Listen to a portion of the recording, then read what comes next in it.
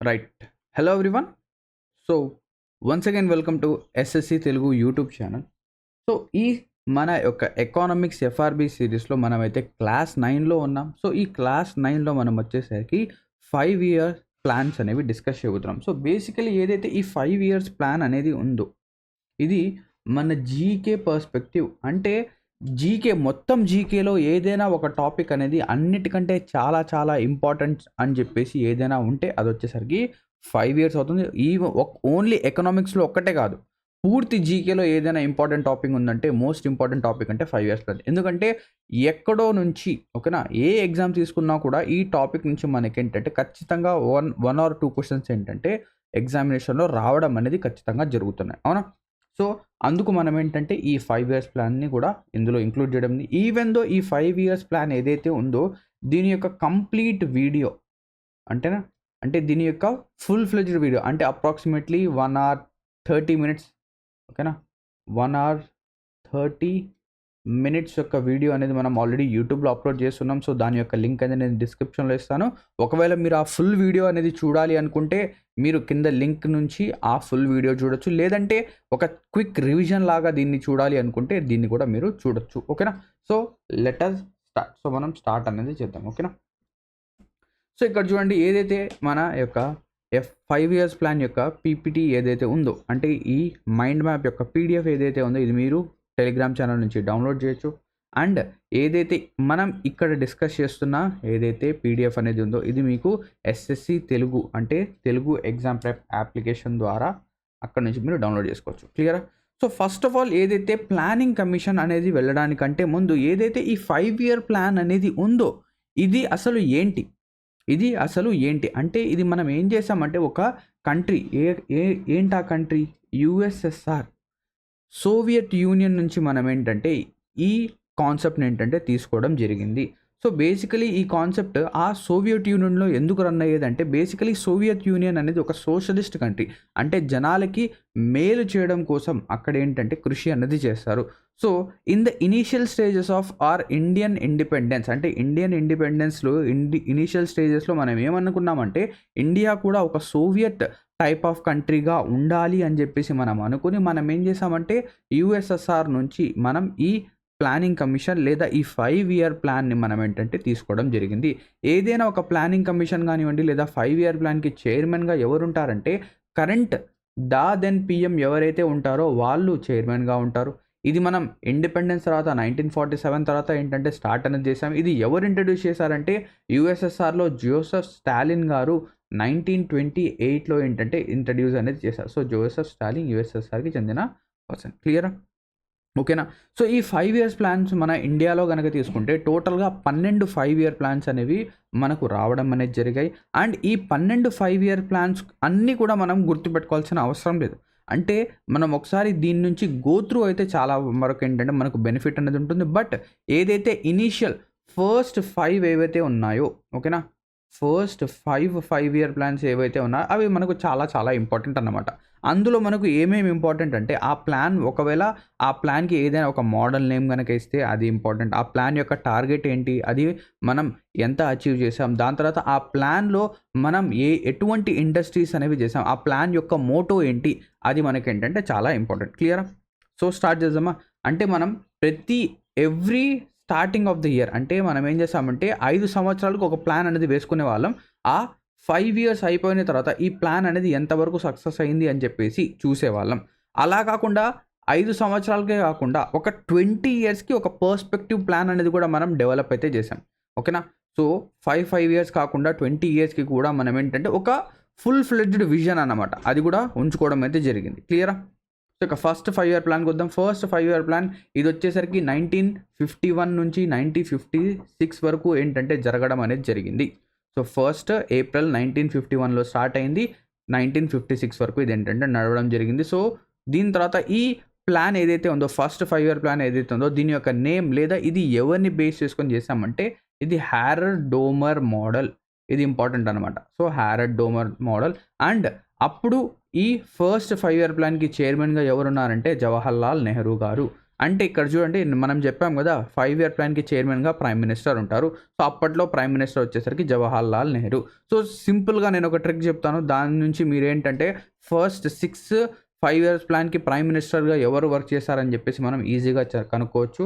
So, 1 నుంచి 3 వరకు మన ప్రైమ్ మినిస్టర్‌గా నెహ్రూ గారున్నారు. అంటే జవహర్ లాల్ నెహ్రూ గారు. దాని తర్వాత ఫోర్త్ 5 ఇయర్ ప్లాన్ నుంచి సిక్స్త్ 5 ఇయర్ ప్లాన్. అంటే ఫస్ట్ 3 దాని తర్వాత నెక్స్ట్ 3. ఫస్ట్ 3 వచ్చేసరికి జవహర్ లాల్ నెహ్రూ. నెక్స్ట్ 3 వచ్చేసరికి ఇందిరా గాంధీ గారు. అంతే. ఇందిరా గాంధీ గారు. క్లియరా? నెక్స్ట్ ఇక్కడ కీ ఫోకస్ అనేది ఏంటి? ఫస్ట్ 5 ఇయర్ ప్లాన్‌లో ప్రైమరీ సెక్టర్ అనేది కీ ఫోకస్. ప్రైమరీ సెక్టర్‌లో మనకి ఏమేమి వస్తాయి? ఏదైతే అగ్రికల్చర్ అనేది ఉందో, అగ్రికల్చర్ అలైడ్ యాక్టివిటీస్ అనేది ఉన్నాయో దానిపైన కీ ఫోకస్ పెట్టాం. మైనింగ్ అనేది ఉందో, ఓకేనా? మైనింగ్ పైన అండ్ దీని తర్వాత ఇంకా అగ్రికల్చర్‌కి సంబంధించిన అంటే నేచర్‌కి సంబంధించిన, ఫారెస్ట్‌కి సంబంధించిన ఏవైతే థింగ్స్ ఉన్నాయో వాటికి రిలేటెడ్ ప్రొడక్ట్స్ ఉన్నాయో వాటిపైన మనం ఎక్కువ ఫోకస్ అయితే చేస్తాం. నెక్స్ట్ ఇక్కడ టార్గెట్ అనేది మనం ఎంత పెట్టామంటే స్టార్టింగ్ కాబట్టి ఓన్లీ 2.1% మాత్రమే పెట్టాం. కానీ ఇక్కడ చూస్తే ఆ 5 ఇయర్స్‌లో మనం అచీవ్ చేసింది 3.6%. అంటే టార్గెట్ కంటే మించి అచీవ్ చేసాం. టార్గెట్ మనం అనుకునేది ఒకటి. కానీ దానికంటే ఎక్కువ అచీవ్ చేసామంటే ఇది ఫుల్లీ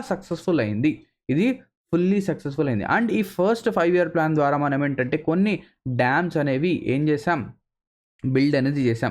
సో, డ్యామ్స్ అనేవి బిల్డ్ చేస్తేనే వాటర్ అనేది మనం స్టోర్ చేయగలం. వాటర్ స్టోర్ చేస్తే ఆ వాటర్‌ని ఇరిగేషన్ పర్పస్ కోసం, అగ్రికల్చర్ పర్పస్ కోసం యూజ్ చేయగలం. సో, 3 డ్యామ్స్ అనేవి మనం బిల్డ్ అనేది చేసాం. ఏంటవి? బాక్రా నంగల్, హీరాకుడ్ అండ్ నాగార్జున సాగర్. ఈ బాక్రా నంగల్ డ్యామ్ గనక చూస్తే ఇదొచ్చేసరికి మనం ఏ రివర్ పైన బిల్డ్ చేసాం? ఇదొచ్చేసరికి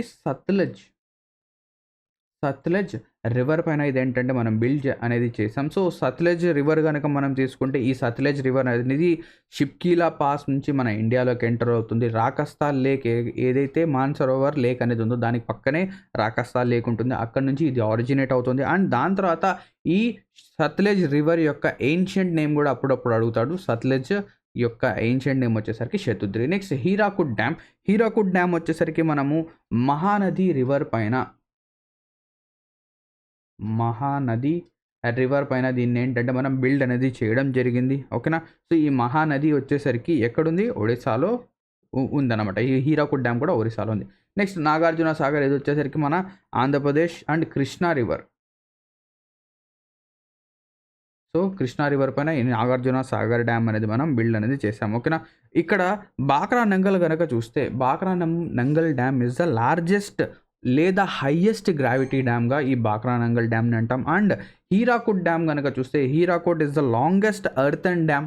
జాగ్రత్తగా ఏదైతే పాయింట్ చెప్తున్నా అది చాలా ఇంపార్టెంట్ అన్నమాట. లాంగెస్ట్ ఎర్తన్ డ్యామ్ వచ్చేసరికి మనకు హీరాకుడ్ డ్యామ్‌గా చెప్తాం. క్లియర్? నెక్స్ట్ ఇది వచ్చేసరికి basically first 5 year plan complete అయిపోయింది. Now coming to the second 5 year plan. Second 5 year plan వచ్చేసరికి పీసీ మహాలనోబిస్ మోడల్ పైన దీన్ని మనం ఏంటంటే పేరు అనేది ఇచ్చాం. So, it is based on PC Mahalanobis model. So, ఈ పీసీ మహాలనోబిస్ గారు ఏంటి? ఈయన యొక్క ఈయనేంటంటే ఒక మంచి స్టాటిస్టియన్ అన్నమాట. స్టాటిస్టిక్స్ అనేది బాగా చేస్తాడని చెప్పేసి మనం అనుకోవచ్చు. సో, ఈయన యొక్క బర్త్‌డే ఏదైతే ఉందో 29th జూన్ ఆ రోజు మనం ఏం చేస్తామంటే నేషనల్ స్టాటిస్టిక్స్ డే అనేది మనం సెలబ్రేట్ చేస్తాము. లేదా Indian statistics day. So, Indian statistics డేగా 29th జూన్ అనేది సెలబ్రేట్ చేస్తాము. ఈ సెకండ్ 5 ఇయర్ ప్లాన్‌లో కూడా ప్రైమ్ మినిస్టర్ ఎవరు? జవహర్ లాల్ నెహ్రూ. థర్డ్ ప్లాన్‌లో కూడా జవహర్ లాల్ నెహ్రూ. దీని యొక్క డ్యూరేషన్ 56 నుంచి 61. ఎటువంటి డిస్కంటిన్యూషన్స్ అనేవి లేవు. అంటే 51లో స్టార్ట్ అయింది. 51 నుంచి సెకండ్ 5 ఇయర్ ప్లాన్ కూడా కంటిన్యూ అయింది.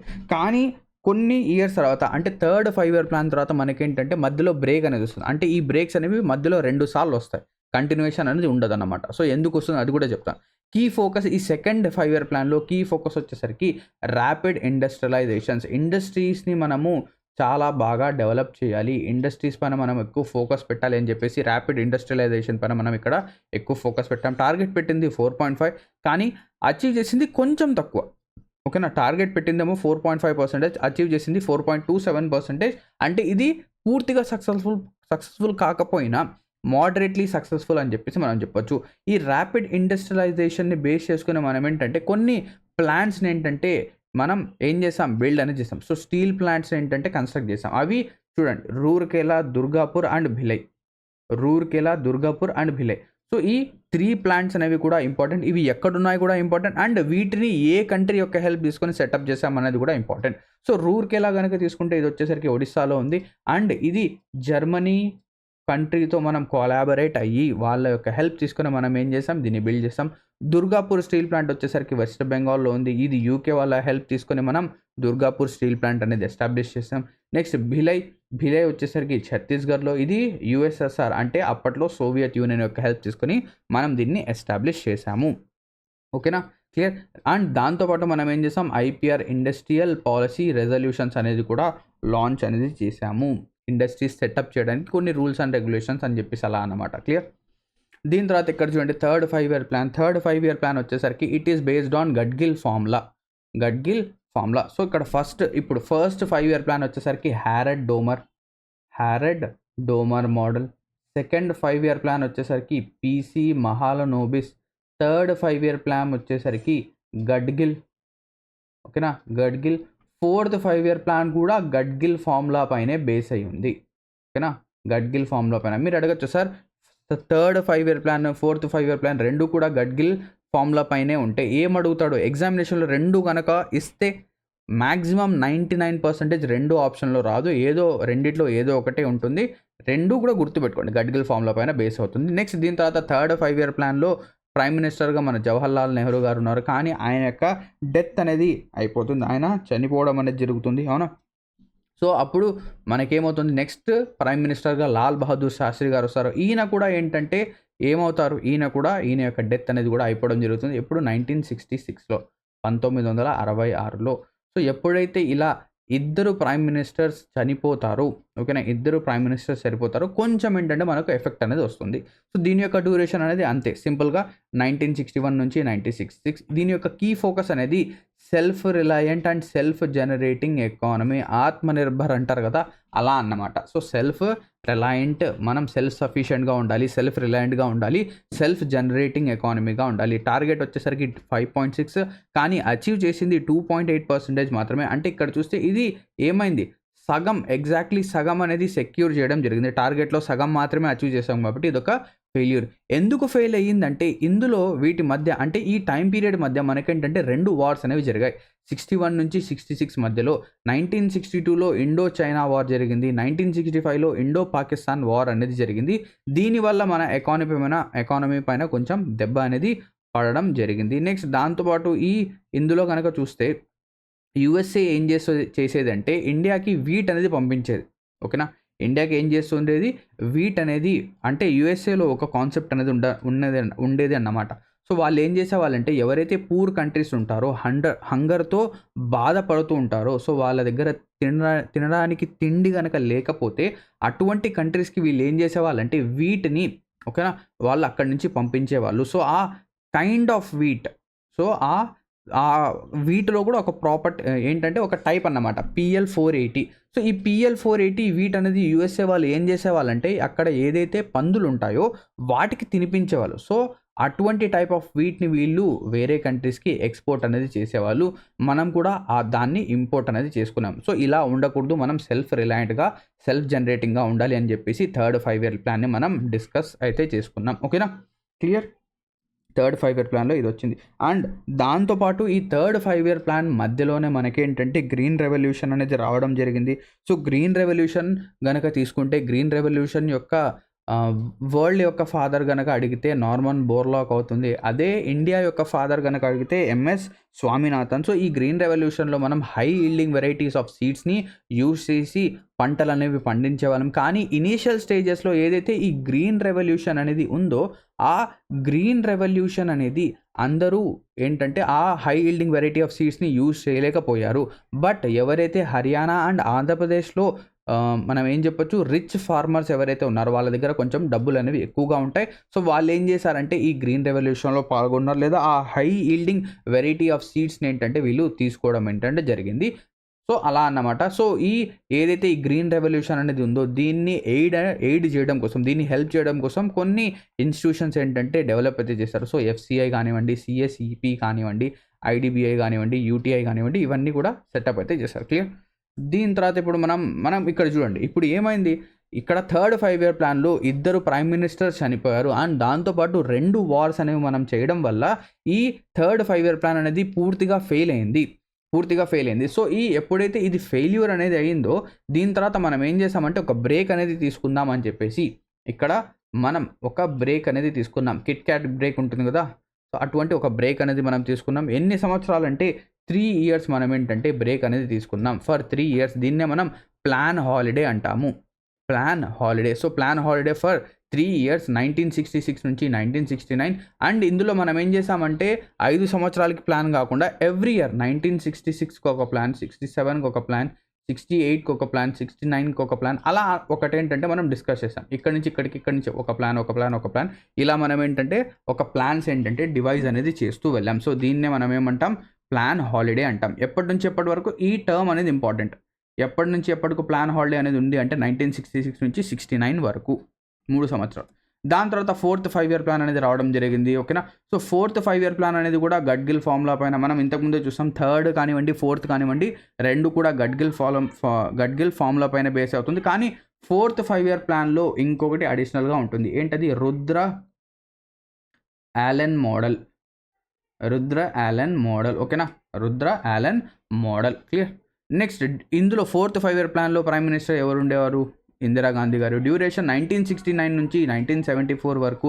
దీని యొక్క మెయిన్ కీ ఫోకస్ అనేది ఏంటి, గ్రోత్ విత్ స్టెబిలిటీ. అంటే మనం ఇంతకుముందు చూసాం సెల్ఫ్ రిలయంట్గా ఉండాలి, సెల్ఫ్ సఫిషియెంట్గా ఉండాలి అని చెప్పేసి మనం థర్డ్ 5 ఇయర్ ప్లాన్లో చూసాం. కానీ ఇక్కడ సెల్ఫ్ రిలయంట్గా ఉంటూ మనం గ్రో చేయాలి. కానీ ఫోర్త్ 5 ఇయర్ ప్లాన్లో మనం ఏం చేసామంటే మనం గ్రోత్ అనేది స్టేబుల్గా గ్రో చేయాలి. అంటే ఒకసారి ఇలా పైకి వెళ్ళాం, మళ్ళీ కింద పడిపోయాం, మళ్ళీ పైకి వెళ్ళాం, మళ్ళీ కింద పడిపోయాం, మళ్ళీ పైకి వెళ్ళాం, ఇలా గ్రోత్ అనేది ఉండకూడదు. ఒక స్టేబుల్ వేలో మనం ఏంటంటే గ్రో అనేది చేయాలి. ఇలా ఒక గ్రోత్ అనేది ఉండాలి అని చెప్పేసి మనం ఏం చేసాం, ఇక్కడ డిసైడ్ అనేది చేయడం జరిగింది. దీని తర్వాత కనుక చూస్తే ఇక్కడ progressive self Reliance achievement. So progressive achievement అనేది ఇక్కడ చేయాలి. అండ్ నేను చెప్పాను కదా, ఒక అప్వర్డ్ గ్రాఫ్లో మన ఏంటంటే అచీవ్మెంట్స్ అనేవి ఉండాలి, లేదా మన ప్రోగ్రెస్ అనేది ఉండాలి. ఇక్కడే ఇదే ఫోర్త్ 5 ఇయర్ ప్లాన్లో ఫ్యామిలీ ప్లానింగ్ అనేది ఇంట్రడ్యూస్ చేసాం. సో ఎగ్జామినేషన్లో డైరెక్ట్గా అడగచ్చు, ఫోర్త్ 5 ఇయర్ ప్లాన్ అంటే ఈ ఫ్యామిలీ ప్లానింగ్ అనేది ఏ 5 ఇయర్ ప్లాన్లో మనం ఇంట్రడ్యూస్ చేస్తాం. ఫ్యామిలీ ప్లానింగ్ అనేది ఫోర్త్ 5 ఇయర్ ప్లాన్లో. అండ్ ఇదే ఫోర్త్ 5 ఇయర్ ప్లాన్లో 14 బ్యాంక్స్ని మనం నేషనలైజ్ అయితే చేసాము. 14 బ్యాంక్స్ మనం ఏం చేసాం, నేషనలైజ్ చేసాము. ఓకేనా. ఏ సంవత్సరంలో, 1969లో 1969వ సంవత్సరంలో మనం ఏం చేసాం, 14 బ్యాంక్స్ని నేషనలైజ్ చేసాము. అండ్ దాంతోపాటు ఒక అండర్ గ్రౌండ్ న్యూక్లియర్ టెస్ట్ అనేది కూడా చేసాం. ఆ అండర్ గ్రౌండ్ న్యూక్లియర్ టెస్ట్ యొక్క నేమ్ వచ్చేసరికి స్మైలింగ్ బుద్ధ. ఈ స్మైలింగ్ బుద్ధ కానివ్వండి, ఈ న్యూక్లియర్ టెస్ట్ అనేది మనం ఎక్కడ చేసామంటే పోఖరణ్ రాజస్థాన్లో మనం ఏంటంటే ఈ టెస్ట్ అనేది చేసాం. సో ఇదొక మేజర్ అచీవ్మెంట్ అన్నమాట. అంటే ఎప్పుడైతే మనం ఈ న్యూక్లియర్ టెస్ట్ అనేది సక్సెస్ఫుల్గా చేసామో మన ఇండియా యొక్క ప్రఖ్యాతి అనేది ఏదైతే డెవలప్డ్ కంట్రీస్ ఉన్నాయో, యూఎస్ఏ కానివ్వండి, చైనా కానివ్వండి, వాళ్ళకి కాంపిటెంట్గా, వాళ్ళకి సరిసమానంగా మన ఇండియా అనేది వచ్చేసింది. ఇక్కడ దీని యొక్క టార్గెట్ కనుక చూస్తే 5.6%, అచీవ్డ్ అనేది 3.3%. ఇది కూడా ఏమైంది, ఒక ఫెయిల్యూర్గా అయ్యింది. నెక్స్ట్ దీని తర్వాత ఫిఫ్త్ 5 ఇయర్ ప్లాన్ అనేది వస్తుంది. ఫిఫ్త్ 5 ఇయర్ ప్లాన్ వచ్చేసరికి డిపి ధర్ మోడల్. ఇక్కడ ఇవన్నీ కూడా మనం ఒక చోట రాద్దాం. So fifth 5 year plan DP Dhar model. ఓకేనా, డిపి ధర్ మోడల్. సో ఇది fifth 5 year plan, Indira Gandhi. Duration వచ్చేసరికి 74 నుంచి 78. కీ ఫోకస్ వచ్చేసరికి రిమూవల్ ఆఫ్ పావర్టీ, గరీబీ హటావో అనే స్లోగన్ అనేది మనం ఏ 5 ఇయర్ ప్లాన్లో ఇచ్చామని చెప్పేసి డైరెక్ట్గా అడుగుతాడు. ఎప్పుడు ఇచ్చాము, మన ఫిఫ్త్ 5 ఇయర్ ప్లాన్లో. అండ్ దాంతోపాటు అటైన్మెంట్ ఆఫ్ సెల్ఫ్ రిలయన్స్, మన సెల్ఫ్ రిలయంట్గా ఉండాలి. మినిమం నీడ్స్ ప్రోగ్రామ్ అని చెప్పేసి ఒక ప్రోగ్రామ్ని లాంచ్ చేశాము. అంటే గరీబీ హటావో, ఆకలి అనేది తీసేయాలి, ఆకలితో ఎవరు ఉండకూడదు అని చెప్పేసి ఇక్కడ మనం ఏం చేసాం, మినిమం నీడ్స్ ప్రోగ్రామ్ అంటే ఏంటి, ఎవరికైతే బట్టలు, తిండి, గుడ్డ, హౌస్, ఓకేనా, తిండి, గుడ్డ, ఇల్లు, ఈ 3 ఏంటంటే మినిమం రిక్వైర్మెంట్స్ అన్నమాట.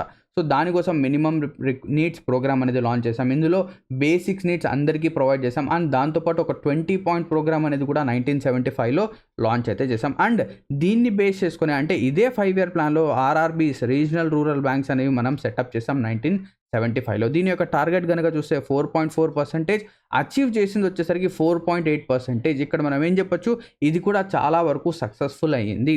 చాలా వరకు ఏమైంది, సక్సెస్ఫుల్ అయింది. అంటే సక్సెస్ఫుల్ అయిన ప్లాన్స్లో కనుక మనం చూస్తే అవి ఫస్ట్ 5 ఇయర్ ప్లాన్ అండ్ దాని తర్వాత మనం ఏం చెప్పొచ్చు, fifth 5 year plan. First, fifth, అందులో సెకండ్ కూడా కొంతవరకు సక్సెస్ఫుల్లే. ఫస్ట్, దాని తర్వాత సెకండ్ తర్వాత ఫిఫ్త్ 5 ఇయర్ ప్లాన్, ఇవి రెండు కూడా సక్సెస్ఫుల్గా అయ్యాయి. సక్సెస్ఫుల్గా ఆ టార్గెట్స్ మనం అచీవ్ చేసాం. దాని తర్వాత ఇప్పుడు ఏమైందంటే ఫిఫ్త్ 5 ఇయర్ ప్లాన్ తర్వాత ఇందిరాగాంధీ గారు ఏం చేశారంటే ఆవిడ యొక్క పదవి అనేది సెక్యూర్ చేయడం కోసం, ఆవిడ పదవిలోనే ఉండాలి అని చెప్పేసి అది చేయడం కోసం ఈవిడ ఏం చేశారంటే ఎమర్జెన్సీని ప్రకటించారు. ఎప్పుడైతే ఎమర్జెన్సీని ప్రకటించారో 1976లో, ఓకేనా, 1976లో ఎమర్జెన్సీ అనేది ప్రకటించారు. సో ఎమర్జెన్సీ అప్పుడు చాలా ఏంటంటే జనాలు చాలా కష్టపడ్డారు. దానివల్ల ఏమైందంటే ఈ ఫిఫ్త్ 5 ఇయర్ ప్లాన్ అంటే దీని తర్వాత ఏమైందంటే గవర్నమెంట్ అనేది పడిపోయింది.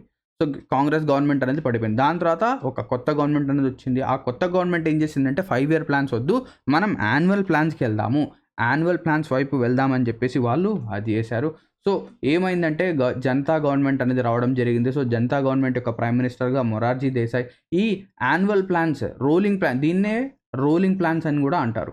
రోలింగ్ ప్లాన్స్, ఇది మనం యాన్యువల్ ప్లాన్గా కూడా పిలుస్తారు అన్నమాట. ఓకేనా, యాన్యువల్ ప్లాన్. సో 78 నుంచి 80 వరకు 2 సంవత్సరాల వరకు ఈ యాన్యువల్ ప్లాన్స్ అనేవి జరిగాయి. వీటి యొక్క కీ ఫోకస్ వచ్చేసరికి ఏదైతే అన్ఎంప్లాయ్మెంట్ ఉందో లేదా ఎంప్లాయ్మెంట్ ఉందో దానిపైన ఫోకస్ చేయాలి. అంటే జనాలకి ఉద్యోగాలు ఇవ్వాలి అని చెప్పేసి వీళ్ళ యొక్క ఫోకస్ అనేది ఉండేది.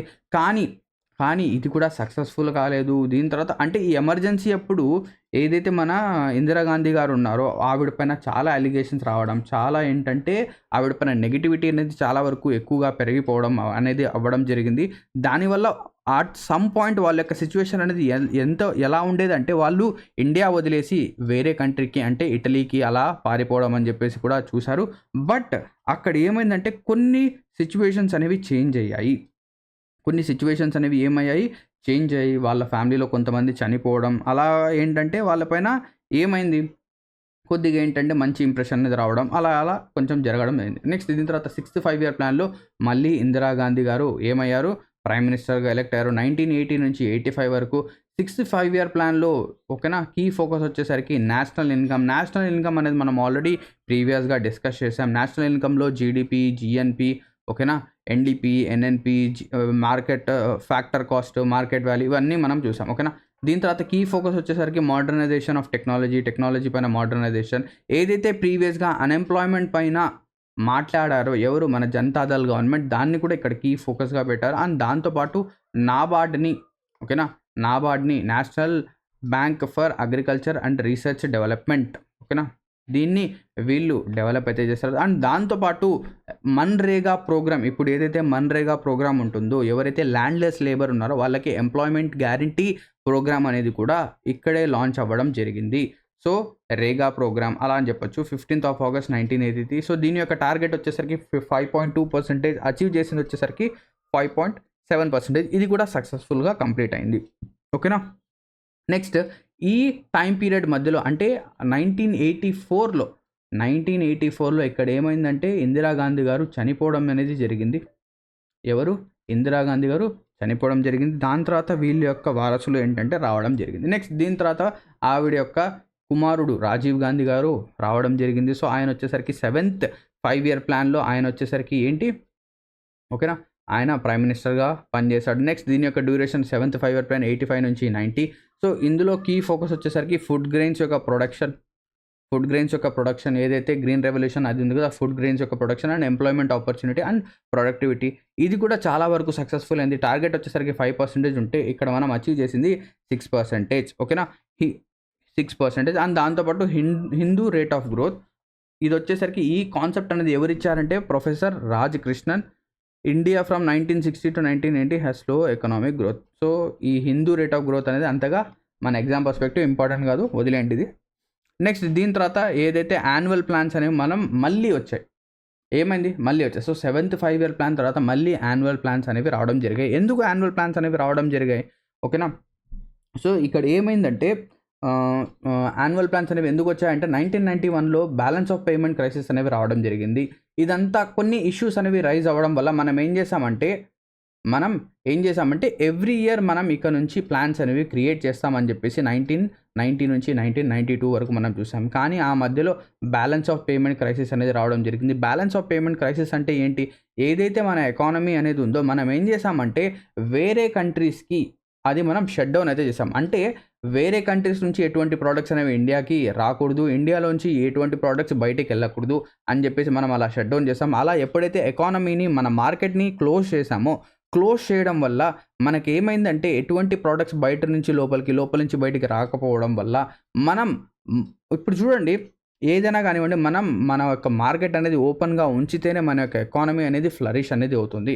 కానీ దీనివల్ల ఏమైపోయిందంటే ఏదైతే డబ్బులు అనేవి రావాల్సిన డబ్బులు ఉన్నాయో, లేకపోతే డబ్బులు అనేవి ఇవ్వాల్సిన డబ్బులు ఉన్నాయో, మీరు ఏదైనా ఒక ప్రోడక్ట్ అనేది కొనడం అమ్మడం జరిగితేనే కదా డాలర్స్ అనేవి రావడం లేదా డాలర్స్ అనేవి పోవడం అలా జరుగుతాయి. కానీ అలా మనం చేయడం లేదు. సో దానివల్ల ఏమైపోయింది, బ్యాలెన్స్ ఆఫ్ పేమెంట్ క్రైసిస్ అనేది రావడం జరిగింది. అంటే మనము మన ఇంపోర్ట్స్ అనేవి చాలా వరకు తగ్గిపోయాయి. అంటే అలాగే గుర్తుపెట్టుకోండి, ఓకేనా. ఇక్కడ వచ్చేసరికి మనం ఏం చేసామంటే 1991లో ఈ క్రైసిస్ని అవాయిడ్ చేయడం కోసం, అంటే ఒకవేళ ఈ క్రైసిస్ అనేది అలాగే ఉంటే మన యొక్క ఇన్ఫ్లేషన్ అనేది చాలా ఎక్కువ పెరిగిపోయి, ఓకేనా, మన ఇన్ఫ్లేషన్ రేట్ అనేది చాలా ఎక్కువగా పెరిగిపోయి మనం ఏంటంటే చాలా ఎకనామీ పరంగా చాలా లాసెస్లో ఉండేవాళ్ళం. కానీ అప్పట్లో మన ఫైనాన్స్ మినిస్టర్గా మన్మోహన్ సింగ్ గారు ఉండడం వల్ల ఆయన ఏం చేశారంటే ఐఎంఎఫ్ దగ్గరికి వెళ్ళి, ఓకేనా, ఐఎంఎఫ్ దగ్గరికి వెళ్ళి కొంత డబ్బులు అనేవి అప్పుగా తీసుకొని రావడం జరిగింది ఫర్ ద ఫస్ట్ టైం, ఓకేనా, ఫస్ట్ టైం. దీని తర్వాత మనం ఇంతవరకు వెళ్ళినట్లు లేదు. కానీ మన పాకిస్తాన్ ఏదైతే మన పక్క దేశం పాకిస్తాన్ కంట్రీ ఉందో అదేంటంటే చీటికి మాటికి ఐఎంఎఫ్ దగ్గరికి వెళ్ళి లోన్స్ అనేవి తీసుకోవడం, ఆ లోన్స్ తీసుకొని వేరే కంట్రీస్కి వాళ్ళ యొక్క అప్పులు అనేవి ఇవ్వడం అలా చేస్తూ ఉండేది. కానీ మనం ఫర్ ద ఫస్ట్ టైం వెళ్ళాం.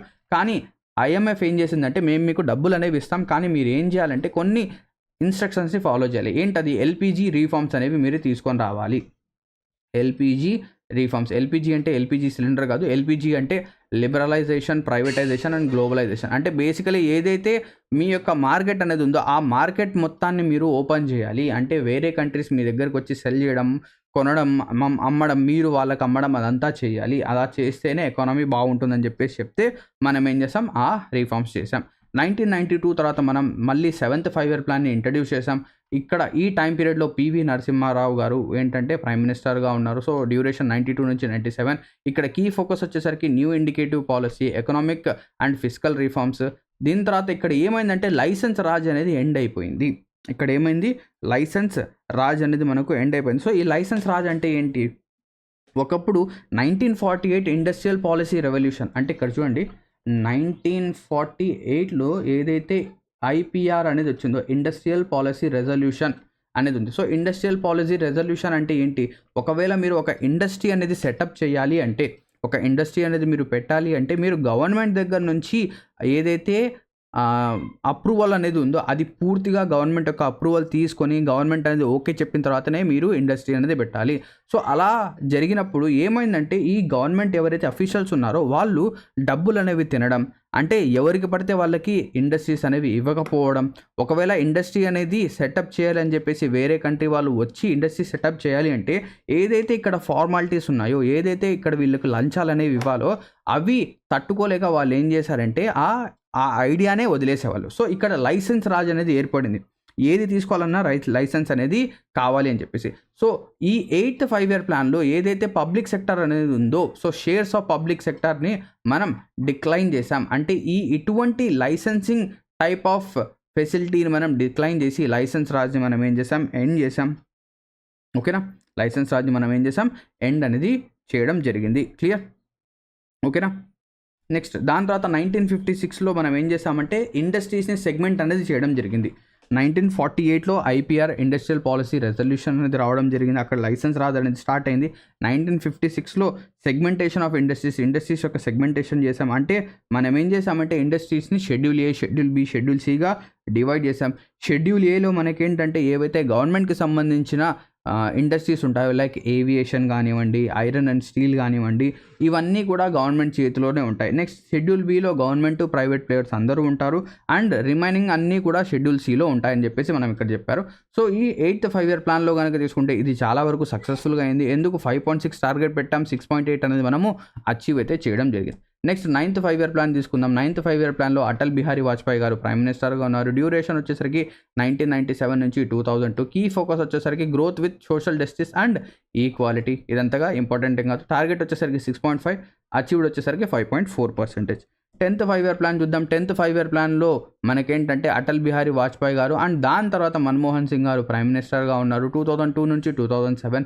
టార్గెట్ 8% అయితే మనం అచీవ్ చేసింది 7.6. ఇక్కడ మనం ఏం చేసామంటే నేషనల్ హార్టికల్చర్ మిషన్ అనేది స్టార్ట్ చేసాం అండ్ దీన్ని ప్రమోట్ అయితే చేయడం జరిగింది గవర్నమెంట్. దాని తర్వాత 11th 5-year ప్లాన్ అనేది ఇక్కడ చూడండి. 11th 5-year plan, so Manmohan Singh time పీరియడ్లో ఇది కూడా జరిగింది 7 నుంచి 2012. ఇక్కడ మన ఫోకస్ అనేది towards faster and inclusive growth. ఫాస్టర్గా మనం ఏంటంటే మన యొక్క గ్రోత్ అనేది ఉండాలి అండ్ దాంతోపాటు ఇంక్లూజివ్ గ్రోత్ ఉండాలి. ఇంక్లూజివ్ గ్రోత్ అంటే ఒక్కరిని కాకుండా అందరినీ మనం ఇంక్లూడ్ చేసుకుంటూ, అంటే ఒక బలహీన వర్గాల్ని కూడా, అంటే ఎవరైతే lower income group of people ఉన్నారో వాళ్ళని కూడా మనం ఏంటంటే మన గ్రోత్లో ఇంక్లూడ్ చేయాలి. సో టార్గెట్ వచ్చేసరికి 9%, అచీవ్ చేసింది 8%. దాని తర్వాత 12th 5-year ప్లాన్ అనేది రావడం జరిగింది. ఇది కూడా మన్మోహన్ సింగ్ గారి టైం పీరియడ్లో 2012 నుంచి 2007. కీ ఫోకస్ వచ్చేసరికి towards faster, inclusive and sustainable growth. Faster growth, inclusive growth and sustainable గ్రోత్గా ఉండాలి. అంటే గ్రోత్ అనేది సస్టైనబుల్గా ఉండాలి. కానీ 12th 5-year ప్లాన్ అనేది మనం ఏం చేసామంటే మధ్యలోనే ఆపేసాం. సో 12th 5-year ప్లాన్ తర్వాత అంటే 2012 నుంచి 2014 వరకు అది నడిచింది. 2014లో ఏంటంటే గవర్నమెంట్ అనేది చేంజ్ అయిపోవడం జరిగింది. చేంజ్ అనేది అవ్వడం జరిగింది. సో ఈ చేంజ్ అయిన గవర్నమెంట్ ఏం చేసిందంటే ఇక 5-year ప్లాన్స్ అనేవి మనకు అవసరం లేదు. మనం ఏం చేస్తాం, ఈ 5-year ప్లాన్కి బదులుగా ఒక బాడీని ఎస్టాబ్లిష్ చేసాం. In the place of planning commission ప్లేస్లో నీతి ఆయోగ్ని ఎస్టాబ్లిష్ చేసాం. సో నీతి ఆయోగ్ని కూడా మనం ఏమంటాం, థింక్ ట్యాంక్ ఆఫ్ ఇండియాగా అంటాం. ఇది ఎప్పుడు సెటప్ చేసాం, 1st January 2015. So think tank of government. So ఇది ఏం చేస్తుందంటే డిఫరెంట్ టైప్స్ ఆఫ్ ఏవైతే ఉన్నాయో వాటి యొక్క రిపోర్ట్స్ అండ్ విజన్ డాక్యుమెంట్స్ ఏంటంటే పబ్లిష్ అనేది చేస్తుంది. సో బేసికలీ ప్లానింగ్ కమిషన్ యొక్క పని అనేది ఇప్పటి నుంచి నీతి ఆయోగ్ అనేది చేస్తుంది అని చెప్పేసి ఇక్కడ చెప్పడం జరిగింది. సో ఇక్కడతో ఏదైతే మన 5-year ప్లాన్ అనేది ఉందో అది కంప్లీట్ అవుతుంది. ఐ హోప్ దట్ మీరు ఈ 5-year ప్లాన్ అనేది బాగా అర్థమై ఉంటుంది. దీని తర్వాత అంటే ఈ వీడియో నుంచి మీకు ఏదైతే రివిజన్ అనేది ఉంటుందో అది కంప్లీట్ అయి ఉంటుంది అనుకుంటున్నాను. ఓకేనా, ఇక్కడతో ఈ వీడియో అనేది ఎండ్ అవుతుంది. Thank you very much. Have a lovely day ahead. And ఈ వీడియో కనుక మీకు నచ్చినట్టయితే ఖచ్చితంగా ఒక లైక్ అయితే తప్పకుండా చేయండి.